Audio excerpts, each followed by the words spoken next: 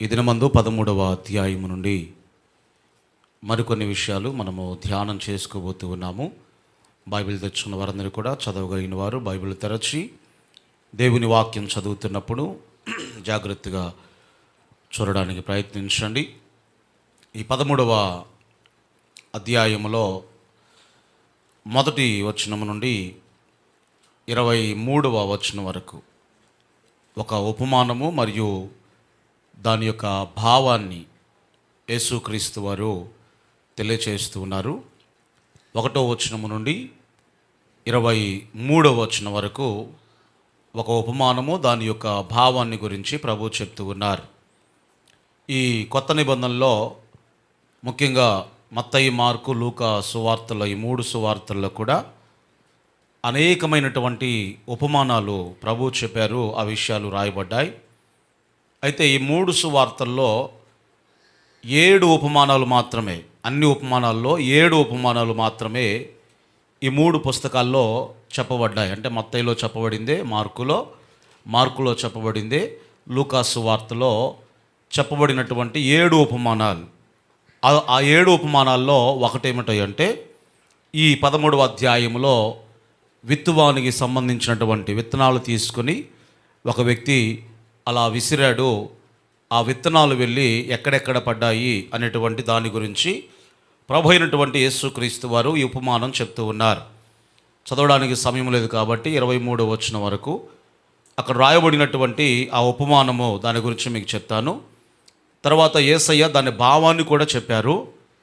ఉపమాన రీతిగా ఎందుకు చెప్తున్నానో కూడా చెప్పాడు యేసయ్య. మీకు అర్థమవుతుందా? శిష్యులు అడిగారు, ఉపమాన రీతిగానే ఎందుకు చెప్పాలయ్యా, అసలు డైరెక్ట్గా చెప్పేస్తే పోలే అంటే దానికి రీజన్ కూడా చెప్పాడు. ఉపమాన రీతిగా ఎందుకు చెప్తున్నానో కూడా యేసయ్య అక్కడ ఆ సందర్భాన్ని గుర్తు చేశారు. ఈ మొదటి వచనములో నుండి మనం చూస్తే అక్కడ రాయబడినటువంటి మాట, ఒక వ్యక్తి విత్తనాలు తీసుకొని అలా గుప్పెట్లో పట్టుకొని గట్టిగా ఇట్లా విసిరాడట. అలా విసిరినప్పుడు కొన్ని విత్తనాలు ఎక్కడ పడ్డాయి అంటే త్రోవ పక్కన పడ్డాయి. అందరు నా వైపు చూడండి. కొన్ని విత్తనాలు త్రోవ పక్కన పడ్డాయి, కొన్ని విత్తనాలేమో రాతి నేలను పడ్డాయి, కొన్ని విత్తనాలేమో ముండ్ల పొదల్లో పడ్డాయి. 6 రకాలైన నేలలో విత్తనాలు పడినట్లుగా ఈ ఉపమానంలో ప్రభు అయిన యేసుక్రీస్తు వారు మనకు తెలియచేస్తున్నారు. ఈ 6 రకాల నేలల్లో 3 రకాలేమో అది చెడ్డ భూమి లేకపోతే చెడ్డ నేల అని చెప్పవచ్చు. 3 రకాలేమో మంచి నేల అని చెప్పవచ్చు. ఈ 3 రకాల చెడ్డ నేల ఏంటి? ఒకటేమో త్రోవ పక్కన పడిన విత్తనము, రెండవది రాతి నేలను పడినటువంటి విత్తనము, మూడవది ముళ్ళ పొదల్లో పడినటువంటి విత్తనం.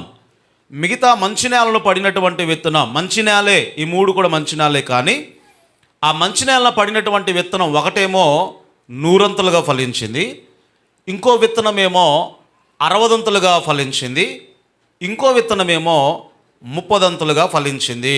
మీకు అర్థమవుతుందా? విత్తనంలో తప్పేం లేదు, భూమి కూడా మంచిదే. అది ఫలవంతమైనటువంటి భూమిలోనే లేకపోతే సారవంతమైన భూమిలోనే విత్తనం వేయబడింది.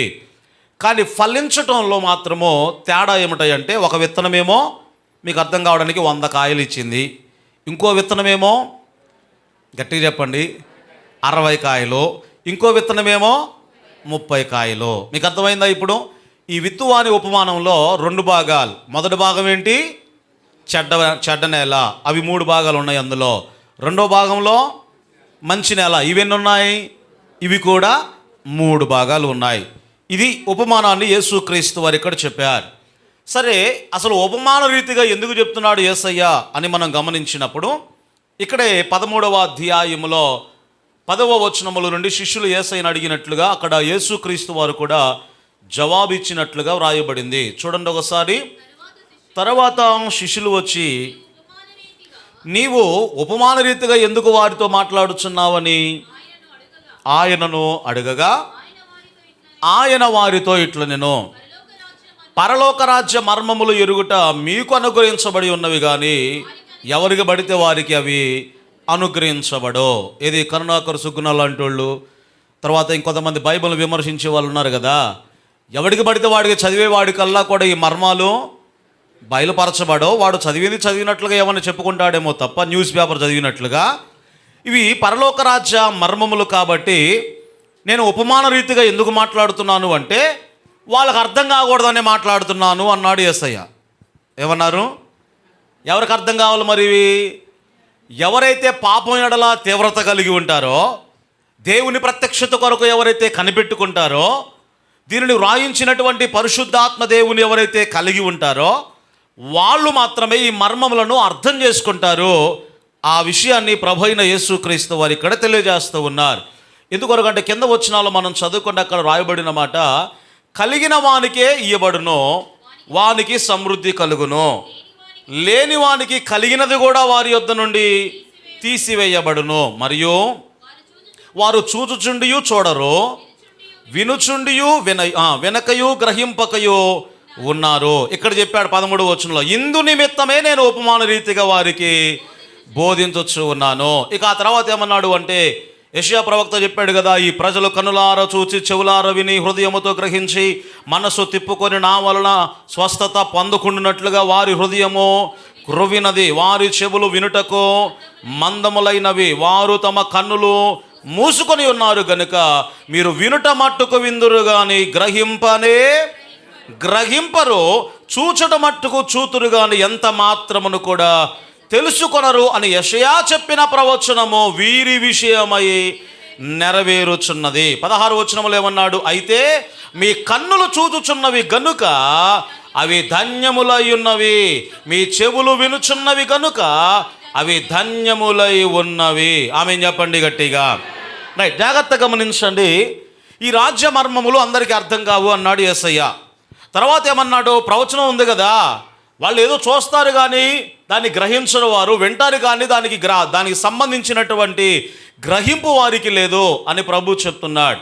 గల కారణం ఏమిటయ్యా అంటే, పాపం విషయంలో వారు అంత తీవ్రత కలిగి లేరు, పాపాన్ని అంత సీరియస్గా వారు తీసుకోలేదు. అందుకొరకే పరలోక రాజ్య సంబంధమైనటువంటి మర్మములో వాళ్ళకు అర్థం కాకూడదని, మీకు మాత్రమే అర్థం కావాలి అని ఉపమానంతో నేను చెప్తున్నాను అన్నాడు. మరి వీళ్ళకు కూడా ఏమైనా అర్థమైందా అంటే అర్థం కాలేదు. తరువాత వారిని వ్యక్తిగతంగా కూర్చోబెట్టి యేసయ్య ఏం చేశాడు, దాని భావాన్ని గురించి ఆయన మాట్లాడటం మొదలుపెట్టారు. ఏది 18వ వచనం నుండి 23వ వచనం వరకు ఆ ఉపమానం యొక్క భావాన్ని గురించి ప్రభు మాట్లాడుచూ ఉన్నారు. అందరం ఒకసారి బిగ్గరగా దేవునికి స్తోత్రాలు చెల్లించుదాం. రైట్, జాగ్రత్తగా వాక్యాన్ని విందాము. ఈ భాగంలో మనం చూస్తే ఇది 12వ వచనంలో రాయబడిన మాట, కలిగిన వానికే ఇయ్యబడును, వానికి సమృద్ధి కలుగును, లేని వానికి కలిగినది కూడా వాని యొద్ద నుండి తీసివేయబడును. ఇది చదివితే ఎలా ఉందో చెప్పండి అమ్మా. ఇక్కడ యేసయ్య ఏమన్నాడు అంటే, మళ్ళీ చదవమ్మా, కలిగిన వానికే ఇయ్యబడును, వానికి సమృద్ధి కలుగును, లేని వానికి కలిగినది కూడా వాని యొద్ద నుండి ఏం చేయబడుద్ది? తీసివేయబడును. అదేంటి లేనోడి దగ్గర తీసేసి ఉన్నోడికి ఇయటం ఏంటయ్యా అంటే, ఇది డబ్బుల గురించి చెప్పింది కాదు. దీని అర్థం ఏమిటంటే, నువ్వు మారు మనసు పొందడానికి చాలా అవకాశాలు ఇచ్చాను, లేదా నేను నీకు కొన్ని వరాలు, కొన్ని తలాంతులు ఇచ్చాను. ఆ తలాంతులు నీవు వినియోగించుకున్నప్పుడు దేవుడు ఏం చేస్తాడు అంటే, ఇప్పుడు ఉదాహరణకు నాకు ఒక 2 తలాంతులు ఇచ్చాడు అనుకుందాం, మీకు కూడా 2 తలాంతులు ఇచ్చాడు. మీలో ఉన్నవారు ఎవరు వాటిని వినియోగించుకోలేదు అనుకుందాము. ఇప్పుడు దేవుడు కొంతకాలం అవకాశం ఇస్తాడు. ఆ తలాంత్ ఏంటో నువ్వు గుర్తించకుండా, ఆ తలాంతును సరి అయిన రీతిలో నువ్వు వాడకుండా, దాన్ని ఏదో బుట్ట కింద లేకపోతే మంచం కింద పెట్టినట్లుగా అట్లా దాచిపెట్టి ఉంచేస్తే, దేవుడు కొంతకాలం ఆగిన తర్వాత ఏం చేస్తాడు అంటే, నీకు ఇచ్చినటువంటి ఆ తలాంతులో నేను ఒకవేళ నాకివ్వబడిన 2 వాడేస్తే, నేను నమ్మకముగా వాడాను కాబట్టి వాటిని ఏం చేస్తాడు అంటే మరలా నాకు ఇస్తాడు. మీకు అర్థమవుతుందా? అంటే దేవుడిచ్చిన తలాంతులు ఎవరైతే వాడుతున్నారో వాటిని ఏం చేస్తాడు ఆయన చూసి, ఎవరైతే వాడని వారు ఉన్నారో వారి దగ్గర నుండి తీసి ఏం చేస్తాడు? కలిగి ఉన్న వాడికే ఇస్తాడు. అప్పుడు వానికి సమృద్ధి కలుగును. ఉదాహరణకు నాకు కొంచెం పాటలు పాడే వరం ఉందనుకోండి, లేదా వాక్యం బోధించగలిగినటువంటి వరం, వాక్శక్తి కలిగినటువంటి ఆ వరం, లేకపోతే ప్రార్థించేటువంటి వరం, పరిచర్య చేసే వరం, ఇట్లాంటి కొన్ని వరాలు ఉంటాయి కదా, లేకపోతే తలాంతులు. ఈ తలాంతులు ఏంటో ఒక్కొక్కడికి ఒక్కొక్క తలాంతైనా దేవుడు ఖచ్చితంగా ఇస్తాడు. తలాంతు లేని వ్యక్తి ఈ భూమి మీద ఎవ్వరు కూడా ఉండరు. గుడ్డివారు కానీ, కుంటివారు కానీ, ప్రతి వ్యక్తి కూడా ఒక తలాంతు కలిగి ఉంటాడు. నాకు ఏ తలాంతు లేదయ్యా అంటే అప్పుడు దేవుడు చేతగాని వాడు అవుతాడు. మీకు అర్థమవుతుందా? ఎందుకంటే ఉదాహరణకు ఒక వ్యక్తి ఏదైనా వస్తువు తయారు చేసాడు అంటే ఆ వస్తువు వెనకాల ఒక రీజన్ ఉంటుంది, ఒక కారణం ఉంటుంది. కారణం లేకుండా అమ్మ గుండు పిన్ అయినా సరే, పిన్నిస్ అంటారు చూసారా, అదైనా సరే చిన్న వస్తువైనా కారణం లేకుండా ఏది కూడా చేయబడదు. మరి ఒక వస్తువే కారణం లేకుండా చేయబడినప్పుడు కారణం లేకుండా మనిషిని దేవుడు చేయడు. తన ఉద్దేశాలు నెరవేర్చుకోవడానికి ప్రతి వ్యక్తికి కూడా దేవుడు ఏదో ఒక తలాంతు ఇస్తాడు. మన దరిద్రం ఏమిటాయంటే ఆ తలాంతును గుర్తించలేక ప్రతి దాంట్లో కూడా ఏం చేస్తాము, అది అర్థమైంది, మీరే చెప్పేశారు. ఇక మనకు దేవుడిచ్చిన తలాంతు ఏంటో అర్థం కాక అన్నిటిలో కూడా వెతుకుతూ ఉంటాం. ఇందులో తలకాయ పెడతాం, అందులో తలకాయ పెడతాం, అన్నింటిలో కూడా తలకాయ పెట్టేస్తాం. అసలు నీకు ఇచ్చిన తలాంతు ఏంటయ్యా? సాతానుడు ఏం చేస్తాడో తెలుసా? అది గుర్తించకుండా చేస్తూ ఉంటాడు. దేవుడు నీకు ఇచ్చినటువంటి తలాంతు ఏంటో. కొంతమందికి పాటలు పాడేవారం, కొంతమందికి ప్రార్థించేవారం, కొంతమందికి పరిచర్య చేసేవారం, మరి కొంతమందికి ఎక్కువ మంచి వరం ఏమిటో తెలుసా? ఇతరులను ప్రోత్సాహపరిచేటువంటి వరం. ఆమేన్ చెప్పండి గట్టిగా. ఇది గొప్ప వరం అండి, చాలా గొప్ప వరం. నువ్వేం మాటలు చెప్పనక్కర్లా. ఎవరైనా బాధలో సమస్యలు ఉన్నప్పుడు ఒక చిరునవ్వు నవ్వి, అమ్మ నీ కొరకు ప్రార్థన చేస్తున్నాను, ఆత్మీయతలో కురింగిపోయావు, లేకపోతే నేరసిల్లిపోయావు, శారీరకంగా ఆర్థికంగా ఇబ్బందులో ఉన్నావు, నీ కొరకు నేను ప్రార్థన చేస్తూ ఉన్నాను, సంఘం మీ కొరకు ప్రార్థన చేస్తారు అని ధైర్యపరిచి ఇతరులను ప్రోత్సాహపరిచేటువంటి పరిచర్య కూడా మనము చేయాలి. ఏదో ఒక తలాంతు దేవుడు నీకు ఇచ్చుంటాడు. ఆ తలాంతును గుర్తించి దేవుని కొరకు, దేవుని యొక్క పరిచర్య కొరకు మనము వినియోగించాలి. ఒకవేళ ఆ తలాంతును వాడకపోతే దేవుడు ఏమన్నాడు ఇక్కడ? నీ దగ్గర నుండి తీసేసి ఎవరికైతే ఇవ్వబడిందో వాళ్ళు ఆల్రెడీ వాడారు కాబట్టి దేవుడు ఏం చేశాడు? ఇంకోటి ఎక్స్ట్రా, అది కూడా వాడితే, చెప్పండి గట్టిగా, ఇంకోటి ఎక్స్ట్రా అది కూడా వాడబడితే ఎన్ని కావాలన్నా దేవుడు ఎప్పుడు ఇస్తాడు అంటే ఇవ్వబడింది నీవు తన నామ మహిమార్థమై వాడినప్పుడు. ఆమేన్ చెప్పండి గట్టిగా. మీరు అనుకోవచ్చు నాకు తలాంతు ఉందలే కానీ నన్ను ఎవరు గుర్తించట్లేదు, అయ్యగారు గుర్తించట్లేదు, సంఘం గుర్తించట్లేదు, కానీ దేవుడు నాకు తలాంతు ఇచ్చాడు, నేనేం చేయాలి అంటే మీకు మాట చెప్పనా, నీ సేవకుడు గుర్తించకపోయినా యాక్చువల్గా అయితే నేను గుర్తిస్తా. పాటలు పాడే వరం కలిగిన వారు కానీ, లేకపోతే పరిచర్య చేయగలిగిన వరం కలిగిన వారు కానీ దేవుడు నాకైతే ఆ జ్ఞానం ఇచ్చాడు నేను అనుకుంటున్నాను. ఒకవేళ నేను గుర్తించకపోయినా, సేవకుడు గుర్తించకపోయినా, సంఘం గుర్తించకపోయినా తగిన సమయమందు దేవుడే తన నామ మహిమార్థమై ఆయన ఆ వ్యక్తిని హెచ్చిస్తాడు. ఆమేన్ చెప్పండి గట్టిగా. అప్పటిదాకా ఏం చేయాలి మరి? అప్పటిదాకా ఏం చేయాలి? ఆయన హస్తముల క్రింద మనము దీన మనసు కలిగి ఉంటే తగిన సమయమందు దేవుడు ఏం చేస్తాడు? అది అంటే నీకు ఆసక్తి ఉంది నీ తలాంతును వాడాలి అని. నేను చెప్పేది పాటలు పాడటం అనేది కాదు. పాటలు పాడేది తలాంతు ఒకవేళ లేకపోయినా పాడేది కొంతమంది పాడవచ్చేమో, నేను దాన్ని తప్పట్టడం లేదు. కానీ ముందు అసలు నీకు ఇవ్వబడిన తలాంతు ఏంటో దాన్ని జాగ్రత్తగా నీవు గుర్తించు. ఒక తలాంతు ఎవరైనా కలిగి ఉన్నారేమో ఆ తలాంతును వారిని వినియోగించుకోవడానికి మనం అవకాశం ఇవ్వాలి. ఇప్పుడు అప్పుడప్పుడు ఎవరైనా కొంచెం పాడగలిగిన వారు ఎవరైనా ఉన్నారనుకోండి, నాకు అర్థమైపోద్ది వాళ్ళ తాళం ఏంటి, వాళ్ళు పాడేది ఏంటి, కొంచెం సెన్స్ ఉంటుంది కాబట్టి అర్థమైపోద్ది. అర్థమైపోయినప్పుడు అప్పుడప్పుడు ఏం చేస్తారంటే కొంచెం బాగా పాడేవాళ్ళు, ఉదాహరణకి ఇప్పుడు మన సానప్పుడు జ్యోతి పాడుద్ది అంటాను అంటే మిగతా వాళ్ళందరూ కూడా అంటే జ్యోతేనా మేము పాడమా అంటే కొంచెం తలాంతు కలిగిన వాళ్ళకి ఏం చేస్తాము? అమ్మ చెప్పండి, నువ్వు పాడుతున్నప్పుడు ఏమవుద్దంటే 100 మంది సంఘం నీతో ఏకీభవిస్తారు కదా, 100 మంది నీతో కలిసి పాడుతుంటారు కదా. కాబట్టి సేవకుడు ఏం చేస్తాడు? వాటిని గుర్తిస్తాడు. ఒకవేళ సేవకుడు గుర్తించకపోయినా ఎవరు గుర్తిస్తారు? తగిన సమయముందు దేవుడు వారిని హెచ్చిస్తాడు. నేను చెప్పేది ఏమిటంటే అసలు నీకు ఇవ్వబడిన తలాంతు ఏంటి? నాకేం చెప్పనక్కర్లా, మీరు పరీక్షించుకోవడానికి అట్లా ఆగే అంతే. అసలు నాకు ఇవ్వబడిన తలాంతు ఏంటి అని ఎప్పుడైనా నువ్వు ఆలోచన చేసావా? ఏదో ఒకటి ఉంటుంది. పాటలు పాడే వరం లేకపోయినా, లేకపోతే పరిచర్య చేసే వరం లేకపోయినా, వాక్యం బోధించగలిగిన వరం లేకపోయినా, ఇతరులను ప్రోత్సాహపరిచే వరమైన దేవుడు నీకు ఇస్తాడు. అనేకుల కొరకు గంటల తరబడి ప్రార్థించగలిగినటువంటి ఆ భారాన్ని కూడా దేవుడు నీకు ఇస్తాడు. మీకు మాట చెప్పనా, కొంతమంది గంటల తరబడి ప్రార్థన చేయగలరు, అది కూడా ఒక తలాంతు, ఒక వరమే. కొంతమంది చేయలేకపోవచ్చు. అలాగని వాళ్ళు పరిశుద్ధులని కాదు. ఆ తలాంతులు నువ్వు సరిగ్గా వినియోగిస్తే తగిన సమయమందు దేవుడు ఏం చేస్తాడు, నిన్ను ఆయన హెచ్చిస్తాడు. ఒక చిన్న మాట మీకు జ్ఞాపకం చేస్తాను. అంటే నేనేం పరలోకం మీద చూడలా, లేకపోతే ఇంకేం చేయలేదు, కానీ ఎవరో చెప్తుంటే ఒక స్టోరీ విన్నాను.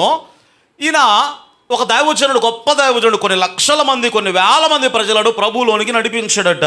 ప్రభువులోనికి నడిపించిన వ్యక్తి ఈయన పరలోకం వెళ్ళాడండి. పరలోకం వెళ్ళిన తర్వాత పరలోక వీధులు ఇవన్నీ చూస్తున్నాడట.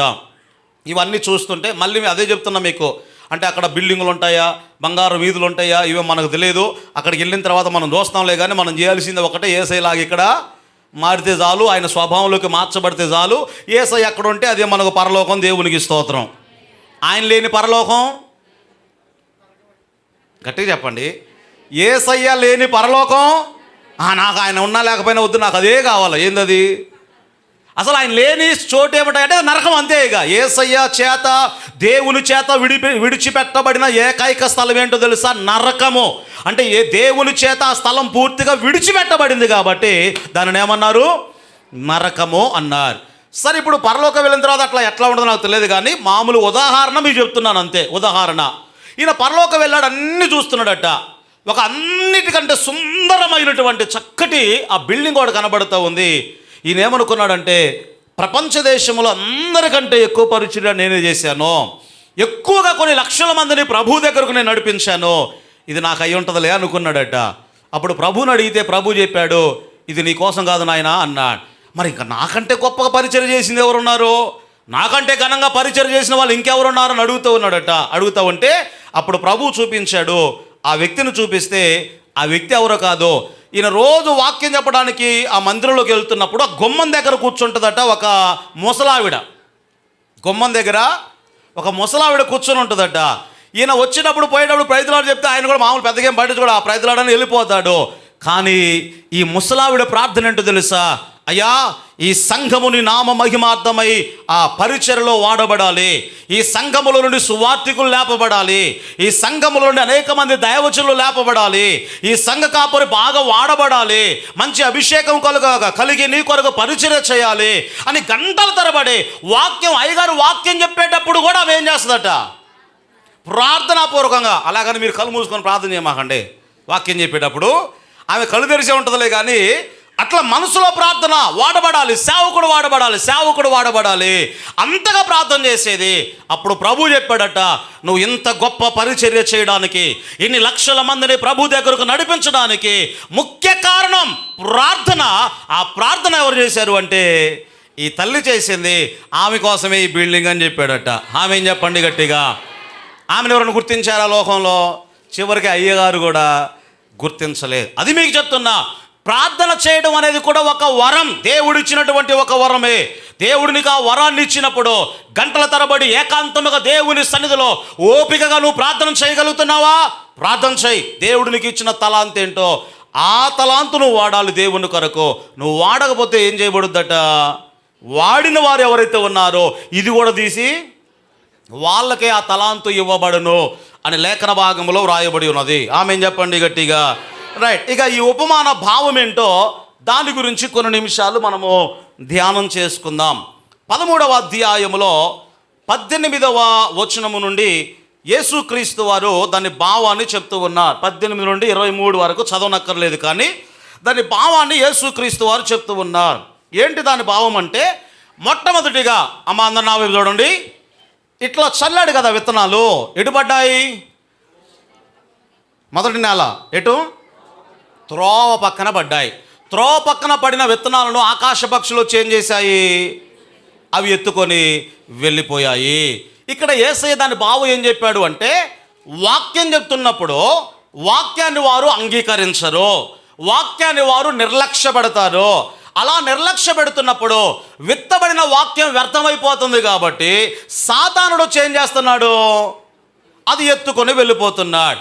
వీళ్ళే క్రైస్తవులయ్యా అంటే దేవుని వాక్యమును నిర్లక్ష్య పెట్టేటువంటి క్రైస్తవులు. ఏ క్రైస్తవులు చెప్పండి గట్టిగా? గట్టిగా చెప్పండి అమ్మా. ఎవరు? త్రోవ పక్కన పడిన విత్తనాలు వీళ్ళను పోలి ఉన్నారు. వీళ్ళు ఎక్కడున్నారమ్మా? ఆదివారం వెళ్ళావా? వెళ్ళాము. ప్రార్థన అయిపోయేదా కూర్చున్నావా? కూర్చున్నాము. వాక్యాన్ని శ్రద్ధగా విన్నావా? వినలేదు. మరి ఏం చేసావయ్యా? సెల్ ఫోన్ చూసుకునే వాళ్ళు సెల్ ఫోను, అమ్మా ఆవలించే వాళ్ళు ఆవలించడం. తర్వాత ఐతుకు బ్యాచ్ కొంతమంది ఉంటారు. ఎవరాళ్ళు? బైబిల్లో ఐతుకు, అమ్మా నిద్రపోయే బ్యాచ్ అండి. ఏ బ్యాచ్ ఇది? నిద్రపోయే బ్యాచ్. ఈ నిద్రపోయే బ్యాచ్ ఎట్లా కూర్చుంటారో తెలుసా? ఆను కావాలి వీళ్ళకి. తర్వాత లేకపోతే కిటికీ నుంచి చల్లటి గాలి రావాలి. అప్పుడంటే ఫ్యాన్ లేవు కాబట్టి కిటికీ చూసుకున్నాడు.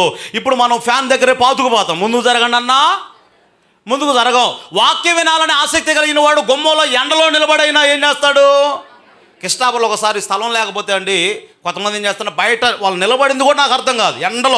ఎండలో నిలబడి వాళ్ళు వాక్యం విని ఆరాధన అయ్యేదాకా అట్లా నిలబడతారు. ఒకసారి మందిరం నిండి బయట నిలబడతారు చాలామంది, నాకు కనబడకుండా, మళ్ళీ కనబడితే డిస్టర్బ్ అవుతామో అన్నట్లుగా.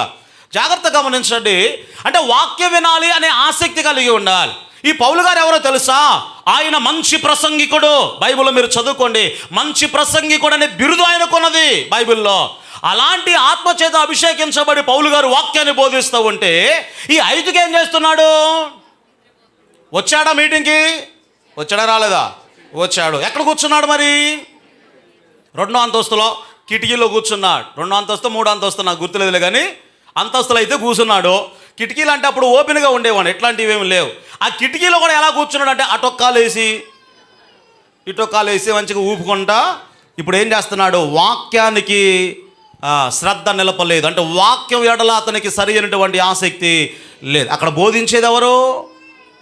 అమ్మా పౌలు భక్తుడు, మంచి ప్రసంగికుడు. ఆయన పౌలు గారు బోధిస్తూ ఉంటే రిసీవ్ చేసుకోలేకపోతున్నాడు. ఐదుకు ఎందుకొరకంటే అమ్మా నిద్రలో. కొంతమంది కూర్చుంటారు చూసారా వాక్యం వినేటప్పుడు. ఈ వాక్యం వింటూ ఉన్నప్పుడు ఏం చేస్తామంటే ఈ నిద్రపోయే వాళ్ళు కొంతమంది బాగానే ఉంటారు. ఈడెట్లాగో పైనుంచి కింద పడ్డాడో వీళ్ళు ముందు నొలమో పట్టమో, లేకపోతే కొంతమంది కాళ్ళు దాపుకుంటారు. కాళ్ళు నొప్పులు ఉంటే సరే ఏదో తర్వాత సంగతులే, కానీ ఒకవేళ మీకు కాళ్ళు నొప్పులు ఉంటే కుర్చీలో కూర్చోండి, దేవునికి స్తోత్రం కలుగును గాక, ఇబ్బంది లేకుండా. ఎందుకంటే నువ్వు కాలు చాపేవనుకోండి ఎదుటిన్నోడికి ఇబ్బంది. నీ ఎదురున్నోళ్ళకి కాలు తగిలితే, మీకు మాట చెప్పిన చిన్న విషయం అనుకుంటారు, కానీ కొంతమంది ప్రార్థన మానేశారు. ఏ అమ్మ ఎందుకు మానేశారంటే ఆమె నన్ను కాలుతుందని నిందని రావట్లే ప్రార్థనకి.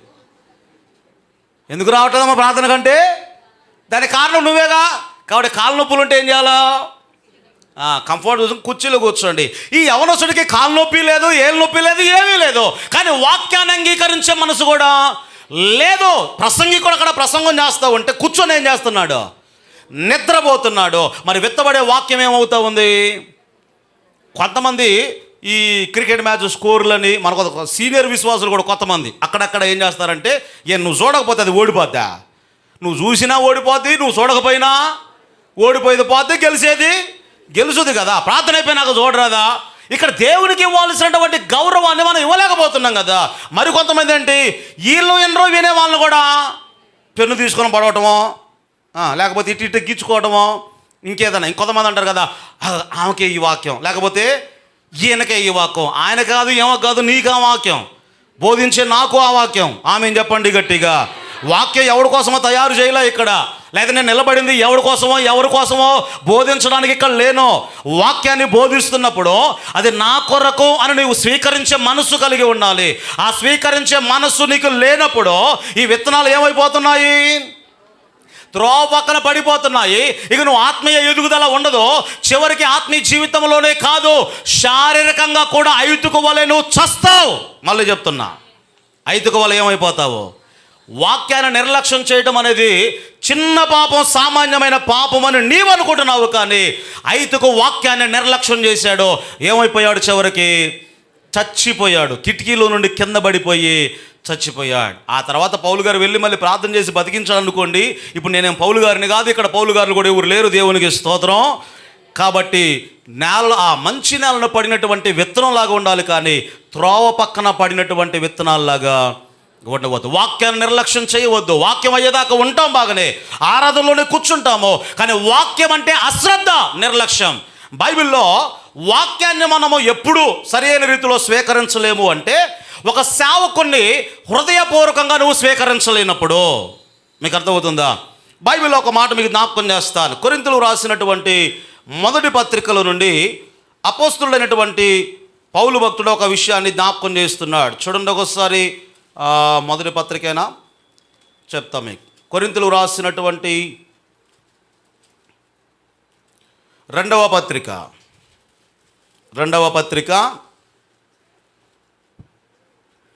7వ అధ్యాయము 2వ వచనములో నుండి దేవుని వాక్యాన్ని మనం చదువుకుందాం. మమ్మును మీ హృదయములలో, ఎవరు చెప్తున్నారు ఈ మాట? మిమ్మల్ని అపోస్తలుడైన పౌలు కొరింథీ సంఘానికి చెప్తున్నాడు. ఎందుకు చెప్పాడు? అపోస్తలుడిగా సంఘం స్వీకరించలేదు ఈయనని, లేకపోతే ఈయన అభిషేకించబడిన వాడు కాదు, ఈయన మాకు సెట్ అయ్యేవాడు కాదు అని కొరింథీ సంఘస్థులు ఒక అపోస్తలుడిగా ఆయన అంగీకరించలేదు. అందుకోసం ఈ ఉత్తరాన్ని రాస్తూ ఎన్నో సందర్భాల్లో చెప్పాడు, నేను అపోస్తలుల్లో చివరి వాడను, అయినా వాళ్ళకి ఇవ్వన ప్రత్యక్షతలు కూడా దేవుడు నాకు ఇచ్చాడు, చెప్పాలని లేదు, కానీ మీరు నా విషయంలో ఇలా ఉన్నారు కాబట్టి చెప్పాల్సి వస్తుంది అని పౌలు కొన్ని విషయాలు ఆయన చెప్పుకున్నాడు. ఇప్పుడు ఏమన్నాడు తెలుసా? ఎంత బాధతో ఈ మాట చెప్పాడు అంటే, వచ్చినప్పుడు ఇంట్లో చేర్చుకునేది ఏంటాయ్? శత్రువు వచ్చినా కూడా ఏం చేస్తారు? ఇంట్లో ఎవడైనా చేర్చుకుంటాడు, శత్రువు వచ్చినా కూడా చేర్చుకుంటారు. కానీ మీ దైవజనుడిని, మీ సేవకుని మీరు ఎక్కడ చేర్చుకోవాలి అంటే మీ హృదయంలో మీరు చేర్చుకోనండి అన్నాడు. ఆమేన్ చెప్పండి గట్టిగా. మమ్మును మీ హృదయంలో చేర్చుకునండి. ఇక అప్పుడు అన్నాడండి, మేము ఎవడికి అన్యాయమో, ఎవరు పలుకుతున్నారు ఈ మాట? పౌలు చెప్తున్నాడు, మేము ఎవరికి అన్యాయం చేయలేదు, ఎవరిని చెరపలేదు, ఎవరిని మోసం కూడా చెయ్యలేదు. కాబట్టి సరే, ఈయన విషయంలో కొంత ఏదైనా ఒకవేళ వారు కలిగి ఉన్నప్పుడు అది పౌలు గారితో చర్చించి, పౌలు గారితో మాట్లాడి వారి హృదయ బాధ అంటే వారు చెప్పుకోవాల్సింది కదా. కానీ ఆయన అంగీకరించలేదు. పౌలు గారిని అంగీకరించినప్పుడు అప్పుడు పౌలు గారు ఈ మాట చెప్తున్నాడు, మమ్మును మీ హృదయంలో చేర్చుకునండి. ఒక సేవకును అలా చేర్చుకున్నప్పుడు వాక్యాన్ని కూడా నీవు చేర్చుకోలేవు. కొరింథీ సంఘస్థులు ఆ స్థితిలోనే ఉన్నారు. అప్పుడు వాక్యం ఏమైపోతుంది అంటే త్రోవ పక్కన పడినటువంటి విత్తనాల్లాగా అయిపోతూ ఉంది. అప్పుడు నువ్వేం చేస్తావో తెలుసా? నేనేదో ఆత్మీయుడను అని నువ్వు అనుకుంటున్నావేమో, కానీ ఆత్మీయంగా నువ్వు చచ్చిపోతావు. ఆత్మీయంగా చచ్చిపోతావు, శారీరకంగా కూడా కొంత నీవు నష్టపోతావు. ఆ విషయాన్ని మనం అందరం కూడా గ్రహించాలి. ఇక్కడ రాయబడిన మాట త్రోవ పక్కన పడినటువంటి విత్తనాలు. ఏ క్రైస్తవులు? ఈ క్రైస్తవులు నిర్లక్ష్య స్వభావం కలిగినటువంటి క్రైస్తవులు. ఏ క్రైస్తవులు చెప్పండి? నిర్లక్ష్య స్వభావం కలిగిన క్రైస్తవులు. ఆమేన్ చెప్పండి గట్టిగా. 5 గురించే చెప్తున్నా, అయినా కూడా వాడి బ్యాచ్లో చేరేస్తున్నారు కొంతమంది. నాకేదో కానీ అట్లా టక్కన వాళ్ళ మీదకే పోతుంది దృష్టి. అసలు ఎవరు నిద్రపోతారో, ఒక్కళ్ళే నిద్ర, ఇద్దరు లేదా అట్లా కరెక్ట్గా వాళ్ళ మీదకే నా దృష్టి వెళ్ళిపోతుంది. అంటే అందరు క్లియర్గా కనబడుతూ ఉంటారు కదా. జాగ్రత్తగా వాక్యాన్ని విద్దాం. ఆమేన్ చెప్పండి గట్టిగా. లేకపోతే ఈ కంటి కూడా ఉంది కదా, దాని మీద కూర్చోండి 5గులాగా అటు ఇటు. అసలు దోగలు అవసరం, కరెంట్ షాక్ పెడితే అయిపోతుంది మీకు. కిందికి దూకేదాకా కూడా అక్కర్లా. స్తోత్రం చెప్పండి గట్టిగా దేవునికి. హల్లెలూయా. రైట్, రెండో బ్యాచ్ ఎవరమ్మా? చదువు ఒకసారి. 13వ అధ్యాయము 20వ వచనం 21వ వచనం చదవండి. రాతి నేలను వాక్యము విని వెంటనే సంతోషముతో. రైట్, రెండో నేల ఎవరో తెలుసా? రాతి నేలను పడినటువంటి విత్తనం. ఏ విత్తనం చెప్పండి? విత్తనం మంచిదా చెడ్డదా అమ్మా? ఏ నేలన పడిన విత్తనమైనా మంచి విత్తనమే, కానీ ఆ పడినటువంటి నేల సరి అయినది కాదు. దాని గురించి మనం అర్థం చేసుకోవాలి. విత్తనానికి జీవం ఉందా? ఏది చెప్పట్లా? వ్యవసాయం చేసేవాళ్ళమ్మా విత్తనానికి జీవం ఉందా లేదా? ఉందని ఎప్పుడు తెలుసుద్ది? సరి అయిన నేల మీద పడితే దానికి జీవం ఉందా లేదా అర్థమవుద్ది. వాక్యానికి జీవం ఉందా లేదా? జీవం ఉంది. ఎప్పుడో నువ్వు సరిగా దాన్ని రిసీవ్ చేసుకుంటే అది జీవం కలిగినది. ఆమేన్ చెప్పండి గట్టిగా. అది విత్తనానికి జీవం ఉంది, కానీ ఎక్కడ పడాలో ఆ మంచి నేలను ఆ విత్తనం పడాలి. రెండో నేల ఎక్కడ పడింది అంటే రాతి నేలన పడ్డదండి. ఇది వెంటనే ఏమైంది? టక్కన మొలకొచ్చేసిందట. విత్తనాన్ని అట్లా వేసి తడిపి వేసినా కూడా ఏమవుద్ది? మొలకొచ్చేస్తుంది. ఒక 2 రోజులు 3 రోజులు ఉంటుంది. తర్వాత ఏమైపోద్ది అంటే ఆ వేరు లోతుగా వెళ్ళడం లేదు కాబట్టి, రాయి అడ్డపడింది కాబట్టి ఆ విత్తనం ఏమైపోద్ది? అది చచ్చిపోద్ది. వీళ్ళే క్రైస్తవులు తెలుసా? ఆత్మీయతలో లోతు లేనటువంటి క్రైస్తవులు. ఎదిగారా? వాక్యం వినగానే మొలకొచ్చింది, కానీ ఆత్మీయతలో ఏమి లేదు, మళ్ళీ లోతు లేదు, ఆత్మీయతలో లోతు లేదు. కాబట్టి వాళ్ళు ఏమైపోయారు? మళ్ళీ ఆత్మీయతలో చచ్చిపోయారు. ఒక మాటలో చెప్పాలంటే వీళ్ళే క్రైస్తవులు అంటే హడావుడి చేసే క్రైస్తవులు అండి. ఆత్మీయత ఉండదు, కానీ ఏముంటుంది? చెప్పాలి గట్టిగా, ఆత్మీయత ఉండదు కానీ హడావుడి మాత్రం బాగా ఉంటుందండి. ఈ విత్తనాన్ని చూడండి, అది ఏమన్నాడమ్మా ఒకసారి వివరణ? యేసయ్య భావం చెప్పాడు కదా, చదవండి ఒకసారి మరలా. అది రాతి నేలను విత్తబడిన వాడు వాక్యం విని వెంటనే సంతోషముతో దానిని అంగీకరించువాడు. అంగీకరిస్తాడా లేదా వాక్యాన్ని? వెంటనే దానిని అంగీకరిస్తాడు. అయితే అతనిలో వేరు లేనందున అతడు కొంతకాలము నిలుచును గాని వాక్యము నిమిత్తము శ్రమ అయినా హింస అయినా కలగ్గానే ఏం చేస్తాడు? అభ్యంతర పడతాడు. ఈ మాట మీకు అర్థమైందో లేదో? వాక్యాన్ని వినగానే ఏం కలుగుద్దట? మళ్ళీ చదవమా. వాక్యము విని వెంటనే ఎంత ఆనందమో. కొంతమంది ఉద్రేకంతో వాక్యాన్ని ఫీల్ అవుతారు. ఎప్పుడు? వాక్యం చెప్తున్నప్పుడు, వాక్యం విన్న వెంటనే ఆ వాక్యాన్ని ఫీల్ అవుతారు, ఆ వాక్యం ఎడలా సంతోషపడతారు, ఆ వాక్యాన్ని బట్టి మాకు మార్కులు కూడా వేస్తారు. అర్థమైందా? మాకు మార్కులు వేయటం కాదు, నువ్వు మార్కులు వేసుకో. నువ్వు ఎంతవరకు దాన్ని పాటించగలిగావు? మొన్న బాగా చెప్పారు, ఇవాళ బాగా చెప్పలేదు, నీ మార్కులు నాకు అక్కర్లా. దేవునికి స్తోత్రం చెప్పండి గట్టిగా. హల్లెలూయా. అసలు నువ్వు మార్కులు వేసుకో ముందు, దాన్ని ఎంతవరకు అనుసరించగలిగావు అంటే వాక్యం చెప్తున్నప్పుడు ఏం కలుగుద్ది?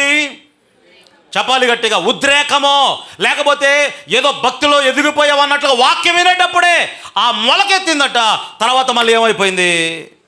ఎండిపోయింది. అంటే వీళ్ళంతా ఎవరై అంటే హడావుడు చేసేటువంటి క్రైస్తవులు. ఒకసారి ఒక యవనసుడిలాగా పాస్టర్ గారు, ఆయన వాక్యం అంటే మనకు చాలా ఇష్టం అట.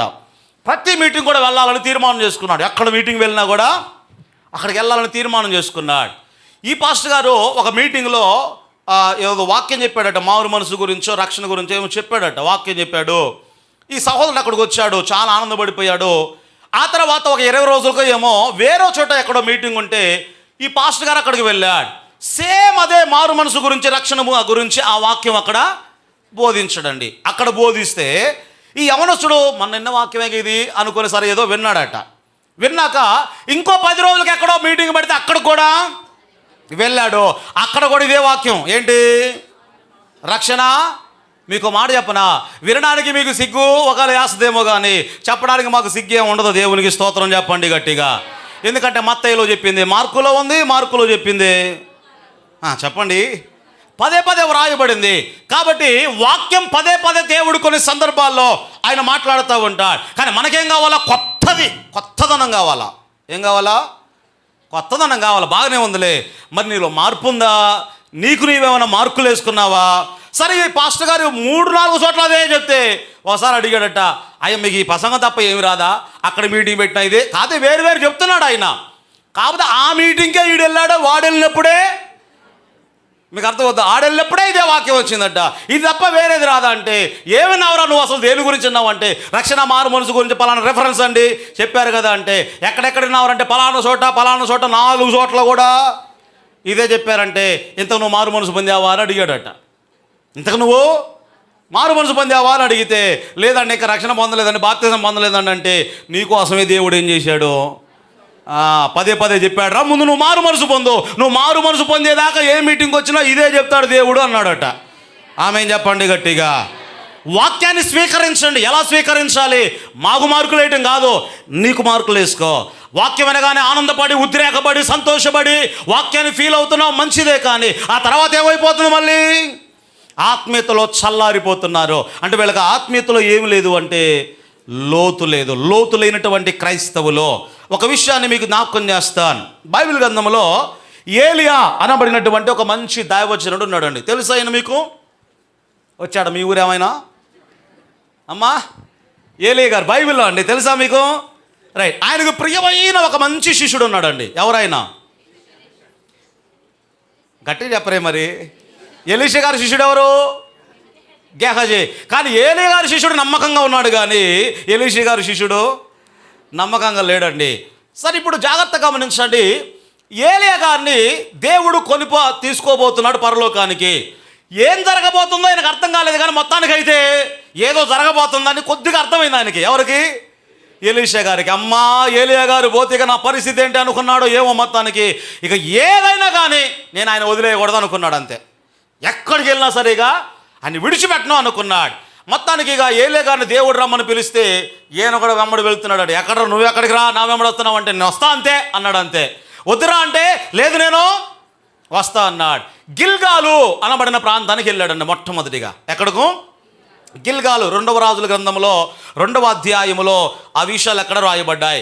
గిల్గాలు అనబడిన ప్రాంతానికి వెళ్తే అక్కడ నుండి మళ్ళీ దేవుడు ఏం చేయమన్నాడంటే బేతేలు అనబడిన ప్రాంతానికి వెళ్ళమన్నాడు. ఎలీషాతో చెప్పాడు, అబ్బాయి మరి దేవుడు నన్ను అక్కడికి వెళ్ళమన్నాడు రా బేతేలుకి, నువ్వు ఇక్కడే ఉండేగా నేను అక్కడికి వెళ్తానులే అంటే ఈయనేం చేశాడు, నేను కూడా నీతో పాటు వస్తా అన్నాడు. గిల్గాలు అనుభవం అంటే ఏంటో తెలుసా మీకు? అందరు చూడండి. ఇశ్రాయేలు ప్రజలు ఐగుప్తు దేశము నుండి మోషే గారి నాయకత్వంలో కనాను దేశానికి వెళ్తున్నారు. ఈ అరణ్యములో ఎన్ని సంవత్సరాలు వారు తిరుగులాడారు అంటే 40 సంవత్సరాలు. ఎన్ని సంవత్సరాలు? 40 సంవత్సరాలు. ఐగుప్తు నుండి బయలుదేరిన వారిలో మోషేతో సహా అందరు చనిపోయారు, కానీ 2 మాత్రమే కానానులో ప్రవేశించారు. ఏది? ఐగుప్తు నుండి బయలుదేరిన వారిలో 2 ప్రవేశించారు. ఎవరు వారు? యెహోషువ, కాలేబ్. వీళ్ళిద్దరు మాత్రమే. మిగతా వాళ్ళు ఎవరంటే ఈ అరణ్యంలో పుట్టినోళ్ళు. ఎక్కడ పుట్టారు? ఈ అరణ్యంలో పుట్టినోళ్ళు. మిగతా వాళ్ళు కనానుకి వెళ్ళారు. కానీ ఐగుప్తు నుండి బయలుదేరిన వారిలో అన్ని లక్షల మంది ప్రజల్లో దాదాపుగా 30 లక్షల మంది ప్రజల్లో ఎంతమంది వెళ్ళారట? 2. ఇప్పుడు దేవుడు యెహోషువకి ఏం చెప్పాడంటే ఈ అరణ్యములో పుట్టిన వారు ఉన్నారు కదా, వాళ్ళకు సున్నతి చేయబడాలి కాబట్టి ఈ గిల్గాలు దగ్గర వారికి సున్నతి చేయించు అన్నాడు. ఎప్పుడైతే ఆ తరము వారు సున్నతి చేయబడ్డారో ఇప్పుడు అది కొత్త తరము. అంటే ఇది దేనికి సాదృశ్యంగా ఉంది? కొత్తగా పాపములు ఒప్పుకొని మారు మనసు పొంది కొత్తగా ప్రభువులోనికి వచ్చినటువంటి విశ్వాసికి సాదృశ్యంగా ఉంది. ఇప్పుడు ఎలీషా గిల్గాల్ నుండి ఎక్కడికి వెళ్ళాలనుకున్నాడు? మళ్ళీ అంటే ఏలియా గారు వెళ్తుంటే నేను కూడా నీతో పాటు వస్తాను అన్నాడు. బేతేలు అంటే అర్థం ఏంటో తెలుసా? దేవుని యొక్క ఇల్లు, లేకపోతే దేవుని మందిరము, సహవాసము అని అర్థం. ఇప్పుడు కొత్తగా రక్షణ పొందిన వాడు ఏ అనుభవంలోకి రావాలి? నేను రక్షణ పొందాను అయిపోయిందిలేగా, ఇంటికాడ కూర్చొని ప్రార్థన చేసుకున్నా పరలోకం పోతానులే అని అంటే కుదరదు. ఎక్కడికి రావాలి? దేవుని మందిరానికి. నీకు ఒక సహవాసం ఇచ్చాడు దేవుడు, నీకు ఒక సంఘాన్ని అప్పగించాడు, నీకు ఒక కాపరిని దేవుడు అప్పగించాడు. కాబట్టి నీవు గిల్గాల్ నుండి ఎక్కడికి రావాలి అంటే బేతేలులకు రావాలి, సంఘ సహవాసానికి రావాలి. కొంతమంది ఇక్కడతో తృప్తిపరచబడతారండి. నాకు దేవుడు మంచి సంఘాన్ని ఇచ్చాడు ఇక చాలు అనుకుంటారు కదా, అక్కడతో సరిపుచ్చుకోకూడదు. మరి ఏం చేయాలి? బేతేలు నుండి ఈయన ఏం చేశాడు అంటే నేను ఎరుకోకి వెళ్తున్నాను అన్నాడు. దేవుడు నన్ను ఎరుకోకి వెళ్ళమన్నాడు రా, నేను వెళ్తున్నాను ఎలీషమ్మ నువ్వు ఇక్కడే ఉండంటే లేదు లేదు నేను కూడా నీతో పాటు వస్తాను అన్నాడు. 2వ రాజుల గ్రంథం 2వ అధ్యాయంలో ఆ విషయాలు రాయబడి ఉన్నాయి. మరి ఇప్పుడు ఎరుకో అనుభవం ఏంటో తెలుసా? ఎరుకో అనుభవం ఏమిటంటే దేవుని శక్తి యొక్క ప్రత్యక్షత. అర్థమవుతుందా? అంటే ఎరుకో గోడ, ఈ కోట గోడలు ఏవైతే ఉన్నాయో చాలా మందం కలిగినటువంటి కోట గోడలు అండి. దేవుని శక్తి చేత ఆ గోడలన్నీ కూడా కోల్చబడ్డాయి. ఇప్పుడు మందిరపు అనుభవంలో నుండి, సహవాసపు అనుభవంలో నుండి ఏ అనుభవంలోకి వచ్చారు? ఎరుకో కోట గోడలు కోల్చబడ్డాయి కదా, అంటే దేవుని యొక్క శక్తి ప్రభావము అనబడినటువంటి అనుభవంలోనికి వచ్చారు. దీని అర్థం ఏంటో చెప్పనా? నేను ఏది ప్రార్థన చేసినా కూడా నా దేవుడు నాకు ఇస్తాడు, నాకు స్వస్థత ఇస్తాడు, నా జీవితంలో అద్భుతాలు చేస్తాడు, దేవుడు నేను ఏదడిగినా కూడా కాదనడు అనేటువంటి ఆ అవగాహనలోకి వచ్చావు. చూసావా? మంచిదే. ఇక్కడితో ఆగిపోవాలా మరి? అమ్మా, దేవుని శక్తి యొక్క ప్రత్యక్షత చూసావు, ప్రతి ప్రార్థనకు కూడా దేవుడు జవాబిస్తున్నాడు, ఇక్కడితో ఆగిపోవాలా? లేదు. ఏలియాతో దేవుడు ఏమన్నాడు అంటే ఎరుకో నుండి బయలుదేరి యోర్దానుకు రా అన్నాడు. ఎక్కడికి? మరి ఇప్పుడు ఎలీషాతో ఏం చెప్పాడు? నువ్వు ఇక్కడే ఉండరా, నేను వెళ్తానులే అంటే లేదు లేదు నేను కూడా నీతో పాటు వస్తాను అన్నాడు. ఇప్పుడు యోర్దానికి వెళ్ళాడండి. యోర్దాను ఏ అనుభవం తెలుసా? యేసయ్యతో సిలువ వేయబడినటువంటి అనుభవము, మరణము అనబడినటువంటి అనుభవము. అంటే ఇప్పుడు చివరికి ఏ అనుభవంలోనికి రావాలి? గిల్గాలు నుండి యోర్దాను అనబడినటువంటి అనుభవంలోనికి మనం రావాలి. ఆమేన్ చెప్పండి గట్టిగా. ఏంటి గిల్గాలు అనుభవం అంటే? ఆరంభ క్రైస్తవులో.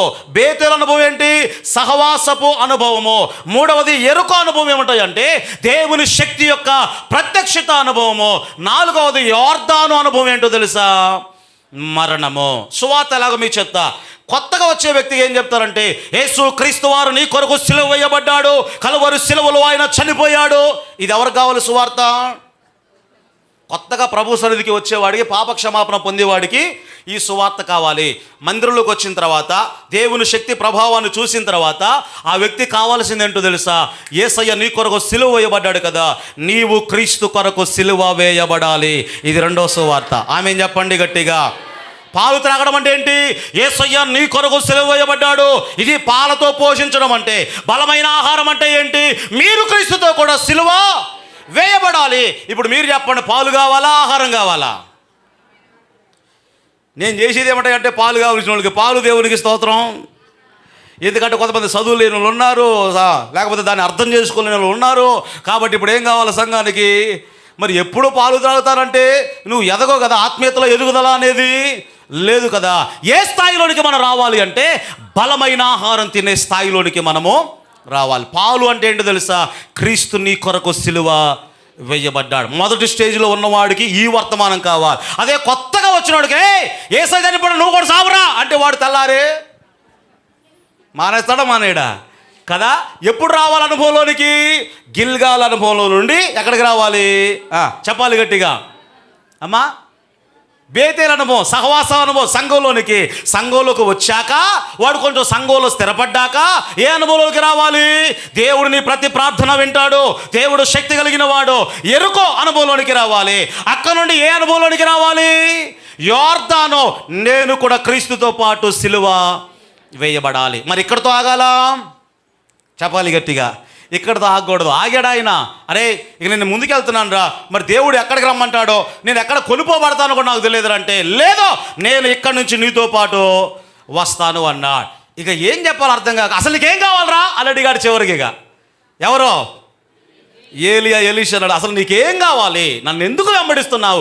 నీకేం కావాలో చెప్పంటే, నీ ఆత్మలో నీ అభిషేకములో నాకు 2 అభిషేకము కావాలి అన్నాడు. ఇప్పుడు ఏలియా ఏమన్నాడు? నువ్వు అడిగింది కొంచెం కష్టమేరా, ఎందుకంటే నా అభిషేకం అంటే సరే ఓకేలే, కానీ నాకంటే 2 అభిషేకం అంటే ఇది కొద్దిగా కష్టమే అన్నాడు. కానీ యేసయ్య ఏమన్నాడు తెలుసా? తను వెంబడించే వారిని చూసి, నాకంటే గొప్ప కార్యాలు మీరు చేస్తారు అన్నాడు యేసయ్య.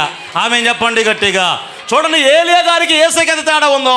ఏలియా గారు ఏమన్నాడు? కష్టమే, ఇది నువ్వు అడిగింది అయితే కష్టమే కానీ చూద్దాంలే అన్నాడు. కానీ యేసయ్య ఏమన్నాడు? ఇది ఎవరి ఆరోహణకి సాదృశ్యమో తెలుసా? ఏలియా ఎలీషాను సాక్ష్యంగా పెట్టాడు అక్కడ. ఈయన ఆరోహణమయ్యాడు అని ఎవరు చెప్తే తెలిసింది? ఎలీషా లేకపోతే అసలు ఏలియా గారు ఏమైపోయాడో కూడా ఎవరికి కూడా తెలియదు. నా యేసయ్య కూడా ఏం చేశాడో తెలుసా? ఆయన ఆరోహణమై వెళ్ళేటప్పుడు దాని గురించి సాక్ష్యం చెప్పడానికి కొంతమందిని నా యేసయ్య ఎన్నుకున్నాడు. స్తోత్రం చెప్పండి గట్టిగా.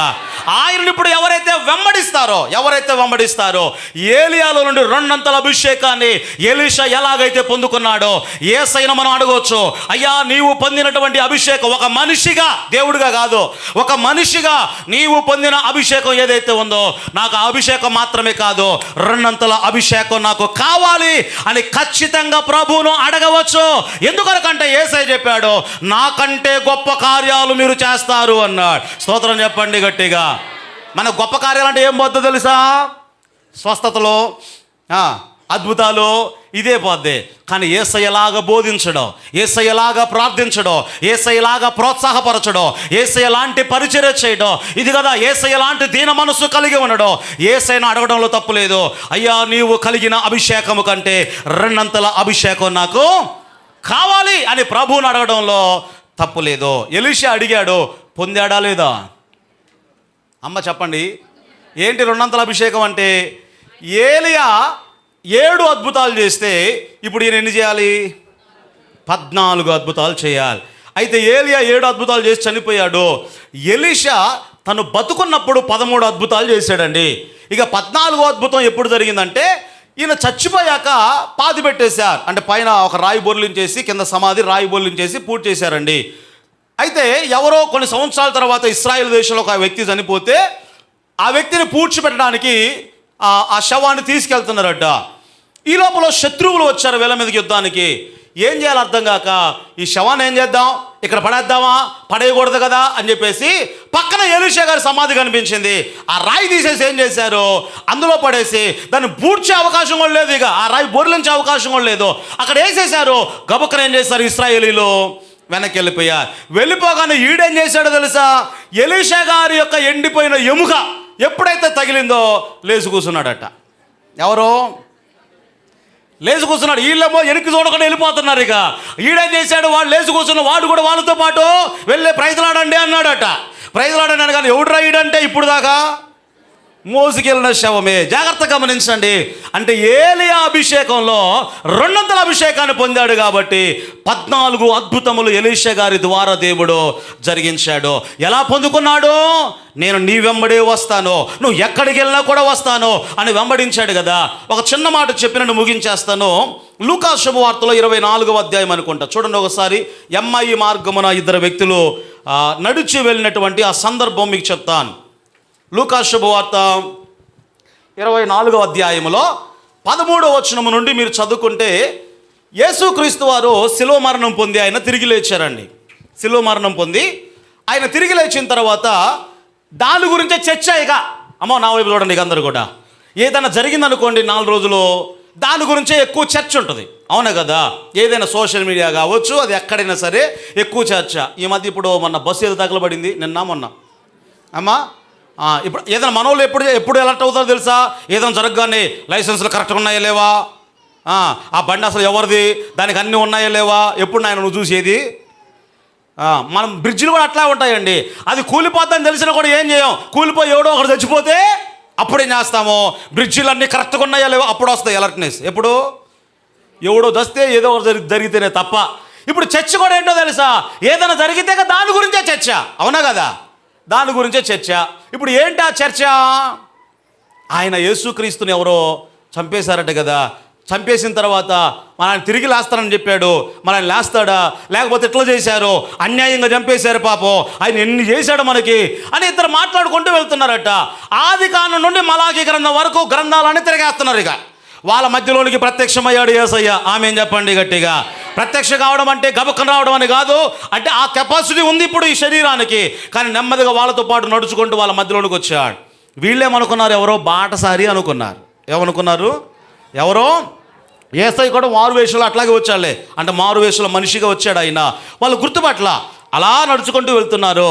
కొద్ది దూరం వెళ్ళిన తర్వాత దాదాపు 2 గంటలు అండి. దేని గురించి మాట్లాడుకుంటున్నారు? చర్చ. దేని గురించి? మీరు కలిసినప్పుడు దేని గురించి మాట్లాడుకుంటారు? క్రైస్తవులు 2-3 కలిసినప్పుడు దేని గురించి మాట్లాడతారు మీరు? ఎమ్మాయి మార్గమున వారు వెళ్తున్నప్పుడు దేని గురించి మాట్లాడారు? గ్రంథాలు, లేఖనాల గురించి వారు మాట్లాడుతున్నారు. ఈ లేఖనాల గురించే యేసయ్య కూడా మాట్లాడుకుంటూ వెళ్తున్నాడు. వాళ్ళు అప్పుడు చెప్పలేదు, కానీ యేసయ్య వెళ్ళిపోయిన తర్వాత అనుకున్నారండి, ఆయన గ్రంథాల గురించి చెప్తుంటే మన హృదయము మనలో మండలేదా అనుకున్నారు. ఆమె చెప్పండి గట్టిగా. మనడం అంటే కోపంతో మనడం కాదు, ఆత్మ సంబంధమైన ఒక మంట. 2 గంటలు మాట్లాడి వీళ్ళ ఇల్లు వచ్చేసిందట. ఏది? ఇల్లున్నారు కదా, ఎమ్మాయి మార్గం వెళ్ళే 2 మనుషులు, వీళ్ళ ఊరు వచ్చేసింది, ఇల్లు వచ్చేసింది. వీళ్ళు ఇంటికి వెళ్దాం అనుకునే లోపలనే యేసయ్య అక్కడి నుంచి మాయం కావచ్చు, అదృశ్యుడు కావచ్చు. ఎందుకంటే ఆ శరీరానికి ఆ శక్తి ఉంది, మాయం కావచ్చు. కానీ మాయం కాల. ఇప్పుడు వీళ్ళిద్దరు ఇలా తిరగగానే యేసయ్య మాత్రం ఏం చేస్తున్నాడు? ఇదో పనున్నట్టుగా ముందుకు ఆయన అట్లా వెళ్తున్నాడు, నడుచుకుంటూ వెళ్తున్నాడు. పనున్నట్టుగా ముందుకు నడుచుకుంటూ వెళ్తూ ఉంటే వీళ్ళు పిలిచారట. అయ్యా ఆగు అన్నారు. ఆగాడు. ఏంటి అంటే, మరి చీకట పడింది కదా, ఈరోజు మా ఇంట్లో ఉండి భోజనం చేసిపో, ఆకలితో వెళ్తావు ఎందుకు, ఇంతసేపు మాతో నడిచావు కదా ఒక పూటంతా కూడా, కాబట్టి ఆకలితో ఉండుంటావు, మా ఇంటికి వచ్చి భోజనం చేయి అని చెప్పి ఆహ్వానించారండి. యేసయ్య ఏమన్నాడు మీకు చెప్తా. మీరు బాగా ఆకలితో ఉన్నారు, ఇంట్లో ఎవరింటికో తెలిసిన వాళ్ళు ఇంటికి వెళ్ళారు, అప్పటికే వంట ఏమి కాలేదు అనుకుందాం, ఒకవేళ కొంచెం ఇబ్బందికరంగా ఉంటుంది అనుకుందాం. మీరు ఆకలితో ఉన్నా ఏమంటారు తెలుసా? పర్వాలేదులేండి. ఏమంటారు? అంటారా అనరా? పెట్టు నాకు అన్నం అంటారా? మరేమంటారు? పర్లేదులేండి, వద్దులేండి అంటారు. అయినా వీళ్ళు వదిలిపెట్టలే. ఏం చేశారు? నేను సొంత మాటలు చెప్తున్నాను, చూడండి ఒకసారి. అక్కడ వ్రాయబడిన మాట 29వ వచనంలో వ్రాయబడిన మాట, వారు సాయంకాలము కావచ్చినది, ప్రొద్దు గుంకినది, మాతో కూడా ఉండమని చెప్పి ఆయనను ఏం చేశారు? బలవంతం చేశారంటే అర్థం ఏంటి? పర్లేదులే వెళ్తానులే అంటే మళ్ళీ ఏమన్నా లేదో మాతో పాటు ఉండాల్సిందే, వద్దులయ్యా ఇబ్బంది పడతారేమంటే లేదు ఉండాల్సిందే. అంటే యేసయ్య ఆయన ఏదో పని మీద వెళ్తున్నట్టుగా ముందుకు వెళ్తున్నాడు, కానీ వీళ్ళు ఏం చేస్తున్నారు? రమ్మని బలవంతం చేశారు కాబట్టి ఆయన ఏం చేశాడు? వారి ఇంటికి వెళ్ళాడు. భోజనాన్ని కూర్చున్నారు. ఆ రొట్టె తీసుకున్నాడు, భుజించడానికి దాన్ని విరిచాడట. వాళ్ళకి ఇవ్వగానే వారి కన్నులో తెరవబడ్డాయి. వెంటనే గుర్తుపట్టారు ఆయన మెస్సయ్య అని. అప్పుడు వారి మధ్యలో నుండి ఆయన మాయమైపోయి వెళ్ళిపోయాడు. ఆమేన్ చెప్పండి గట్టిగా. అప్పుడే మాయం కావచ్చుగా, ఏది వీళ్ళిద్దరు ఆగిపోయారుగా, అప్పుడే మాయమై వెళ్ళిపోతే పోయేది కదా. కాదు, ఆయన ఏదో పని ఉన్నట్టుగా ముందుకెళ్తున్నాడు. కానీ వీళ్ళేమన్నారు, బలవంతం చేశారట రమ్మని. నీవు కూడా యేసయ్య ఏం చేయాలో తెలుసా? కొన్ని సందర్భాల్లో నిన్ను పట్టించుకోనట్టుగా, నిన్ను దాటి వెళ్తున్నట్టుగా నీకు అనిపించవచ్చును. కానీ దావీదు కుమారుడా నన్ను కరుణించమని ఒక గుడ్డివాడు కేకలు వేశాడు. అవకాశం పోతే మళ్ళీ రాదనుకున్నాడు. అయ్యా నువ్వు రావాల్సిందే అని 3 సార్లు కేక వేసినట్లుగా నువ్వు కూడా ఏం చేయాలి చెప్పండి? నన్ను పట్టించుకుంటున్నాడా లేదా అని అనుమానం అక్కర్లేదు. నువ్వు ఆ రీతిగా కేక వేసినప్పుడు నా దేవుడు ఎవరో తెలుసా? నిన్ను దాటిపోయే దేవుడు ఆయన కాదు. ఆమేన్ చెప్పండి గట్టిగా. ఏదో పని ఉన్నట్టుగా వెళ్తున్నాడు అంతే, ముందుకెళ్తున్నాడు. ఏమన్నారు మళ్ళీ? రాయ్యా, బలవంతంగా రాని ఎన్నిసార్లు అడిగారు. బైబిల్లో యాకోబు కూడా ఏమన్నాడు? నీవు నన్ను ఆశీర్వదిస్తేనే కానీ నేను నిన్ను విడిచిపెట్టను. ఎలీషా 200 అభిషేకాన్ని పొందాడు అంటే అర్థం ఏంటో తెలుసా? ఏలియాను ఆయన వెంబడించాడు కాబట్టి. ఈరోజు నీ ప్రార్థన ఏమై ఉండాలో తెలుసా? అయ్యా నాకు ఈ అనుభవం సరిపోదు, గిల్గాలు అనుభవం నాకు సరిపోదు, సంఘ సహవాస అనుభవం మాత్రమే సరిపోదు, ఆ తర్వాత ఎరుకో పట్టణపు నీ శక్తిని పొందుకున్న అనుభవం మాత్రమే సరిపోదు, యోర్దాను అనుభవము, నీతో సిలువ వేయబడిన అనుభవం మాత్రమే సరిపోదయ్యా. నీవు పొందిన అభిషేకములో 200 అభిషేకం నాకు కావాలి. నీకంటే గొప్ప కార్యాలు చేస్తారని నువ్వు వాగ్దానం చేసావు కదా, ఆ అభిషేకం నాకు కావాలి అని పదే పదే ప్రభువును అడిగినప్పుడు ఖచ్చితంగా చేసే దేవుడు మన దేవుడు. గట్టిగా చప్పలు కొడుతూ ప్రభు నామాన్ని గణపరచుదాం. హల్లెలూయా. పొందే వరకు విడిచిపెట్టమాక. ఎలీషా ఏలియాను విడిచిపెట్టలేదు. నీకేం కావాలరా అని చివరికి అడిగితే అప్పుడు ఏం చెప్పాడు? నువ్వు పొందినటువంటి ఆత్మలో 200 అభిషేకం నాకు కావాలి. కాబట్టి ఆత్మీయతలో మనకేం కావాలి అంటే లోతైనటువంటి అనుభవం కావాలి. ఒకవేళ విత్తనం పడిన తర్వాత అది మొలకెత్తి కొన్ని రోజులకు అది లోపలకు ఎందుకొరకు వెళ్ళదు అంటే భూమి లేనందున అది ఎండిపోయేటువంటి పరిస్థితిలోనికి వస్తుంది. ఇది 3 రకాలైనటువంటి నేల. ఇక చివరిగా మీకు చెప్పి ముగించేస్తాను, 2 నిమిషాలు. చివరి నేల ఏమిటాయంటే మంచి నేలను పడినటువంటి విత్తనం. ఏ నేల చెప్పండి? చెప్పాలి గట్టిగా. మరి ఎన్నంతలుగా ఫలించింది అది? అమ్మా, కొంతమంది ఏమనుకుంటారంటే అది ఒక్క విత్తనమేలే కానీ అది మొదటిగా 30 అంతలుగా, తర్వాత ఏదమ్మా చదవమ్మా ఒకసారి మత్తయి శుభవార్తలో ఆ మాట ఎన్నో వచ్చినాం? అది 13వ అధ్యాయము 23 అమ్మా చదవండి. 23వ వచనంలో మంచి నేలను విత్తబడిన వాడు వాక్యం విని గ్రహించువాడు అట్టివాడు అన్నది అక్కడ ఏముంది? అక్కడ అట్టివారు సఫలులై. మీరు చెప్పండి, ఇప్పుడు అది ఒక్కడే అయితే 30 అంతలుగా 60 అంతలుగా 100 అంతలుగా అని చెప్పాలి యేసయ్య. అమ్మో మిమ్మల్ని మరి ఏం చెప్పాడు? ఒకడు 100 అంతలుగా, ఒకడు 60 అంతలుగా, ఒకడు 30 అంతలుగా. ఈ 3 ఒక్కడేనా లేకపోతే వేరువేరా? మళ్ళీ చెప్తున్నా, ఈ 3 ఒక్కడేనా వేరువేరా? అప్పుడప్పుడు కొంతమంది ప్రార్థనలు వస్తాడు, ప్రభువా 30 అంతులుగాను 60 అంతులుగాను 100 అంతులుగాను ఫలించాలంటే ఏదో ఒక చెప్పు సావురా అంటాడు దేవుడు. 30 అంతులుగానా, 60 అంతులుగానా, 100 అంతులుగానా? అంటే ఇదేంటి ఒక్కడే కాదు. మనం ఏమనుకుంటామంటే కొద్దిగా ముందు, దాని అర్థం అది కాదు. ఒక విత్తనమేమో 100 కాయలు ఇచ్చింది, ఇంకో విత్తనమేమో 60 కాయలు ఇచ్చింది, ఇంకో విత్తనమేమో 30 ఫలాలు ఇచ్చింది. ఇంతకు మీరు ఏ ఫలమో చెప్పండి ఒకసారి. ఏ చెట్టు? ఏది కదా? అందరికి దండాలు వందనాలు, దేవునికి స్తోత్రం. మీరు 30 ఫలాలు ఇచ్చే విత్తనమా, 60 ఫలాలు ఇచ్చే విత్తనమా, 100% ఇచ్చే విత్తనమా? దీని అర్థం ఏంటి? వాక్యం విన్నవాడు 100% పాటించాడు. ఒక ఆయన చిన్న దానిలో కూడా మిస్టేక్ అనేది ఉండకూడదు. మన మనోహర్ లాగా, దేవునికి స్తోత్రం కలుగును గాక. అంటే కొంతమంది ట్రై చేస్తూ ఉంటారు ఉండకూడదు అన్నట్టుగా, అంతేనా? 100% పాటించాలి అనుకుంటారు కొంతమంది. అంటే మళ్ళీ ఆయన ఒక్కడైనా మేము కదా అనుకోమాకండి, కోపమాడమాకండి. ఉదాహరణ చెప్పాలి. కొంతమంది ఏంటి 60% చేశారు. విన్నదానిలో ఎంత?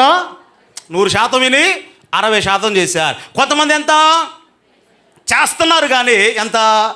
30% చేస్తున్నారు. అంటే మంచినాలే, కానీ 30% చేసేవారు ఉన్నారు, 60% చేసేవారు ఉన్నారు, 100% చేసేవారు ఉన్నారు. అసలు ఫలించిన వారు ఏ గుంపు అంటే ఈ 3 గుంపులు. ఏ గుంపు? త్రోవ పక్కన పడిన గుంపు, రెండవది రాతి నేలలో పడిన గుంపు, మూడవది ముళ్ళ పొదల్లో పడినటువంటి గుంపు. ఆ గుంపులో కాదు, కనీసం ఈ గుంపులో ఏదో ఒక గుంపులో 30, 60 లేకపోతే 100% ఖచ్చితంగా నేను ఉండాలి అనే గుంపులో, ఏదో ఒక గుంపులో మనము జీవించదుముగాక. స్తోత్రం చెప్పండి గట్టిగా. మిగతా విషయాలు వచ్చే వారం ధ్యానం చేసుకుందాం. దేవుని కృప మనందరికీ తోడై నడిపించును గాక.